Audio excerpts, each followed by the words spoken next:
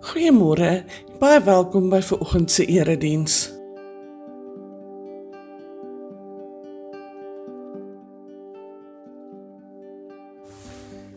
Vandag se sinodale deurkollekte is vir die teologiese kweekskool. Indien jy 'n bydrae wil maak, kan jy dit by die deure ingee of per EFT of SnapScan oorbetaal. Merk net asseblief die bydrae teologiese kweekskool.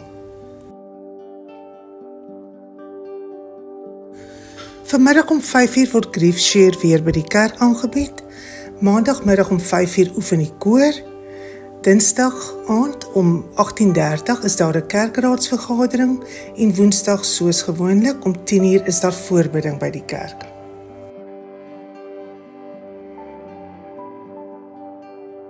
Ons vra dan ook u voorbidding vir die kerkraadsvergadering wat gehou gaan word Dinsdag op 11 Maart om 18:30 by die kerk.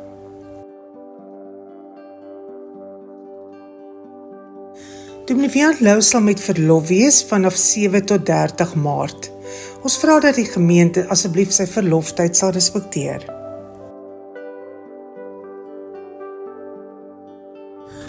Leef Logos Bybelskool onder leiding van Dominee François Taljaard vind op Woensdae om 17:30 by die kerk plaas.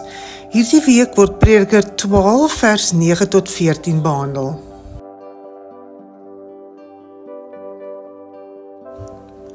Ons kerkstories is tydelik onder nuwe redaksie en ons vra u hulp om die volgende uitgawe propvol interessante stories te maak.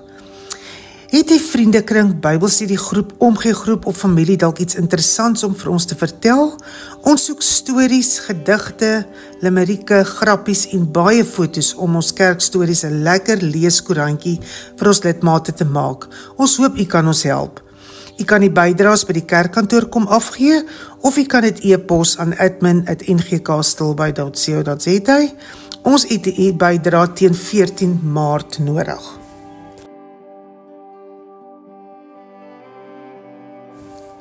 Ons leraarsindeling is as volg. Dominee François Taljaard is verantwoordelik vir Kloof en Platbos. Dominee Wiaan Lou vir almal wat 50 jaar en jonger is. Dominee Maurits Heineman, Suidsee en Oostekant, dit is nou Stilbaai Oos en Plase Oos. Dominee Skalkot See, Hawe en Jongensfontein en proponent Diona Oukamp is Brug en Rivierstreek.